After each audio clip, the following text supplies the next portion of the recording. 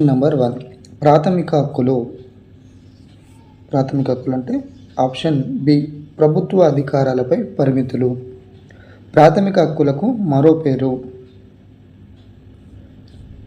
ఏ న్యాయ సంరక్షణ ఉన్న హక్కులు.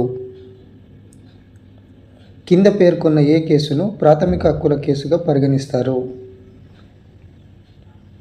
B Kesavananda Bharati case 1973. Kesavananda Bharati versus state of Kerala case. ఈ కేసులో సుప్రీంకోర్టు ఏమని చెప్పిందంటే పార్లమెంటుకు ప్రాథమిక హక్కులను సవరించే అధికారం ఉంది, కానీ రాజ్యాంగం మౌలిక స్వరూపం మార్చరాదు అని చెప్పడం జరిగింది. కేసును ప్రాథమిక హక్కుల కేసుగా పరిగణిస్తారు. సుప్రీంకోర్టు ఏ కేసులో సహజీవన హక్కును ప్రస్తావించింది? ఆప్షన్ ఏ ఖుష్బూ కేసులో. ఒక వ్యక్తి నిర్బంధం చట్టబద్ధమైందా కాదా అని విచారించడానికి ప్రభుత్వం అమలు చేసే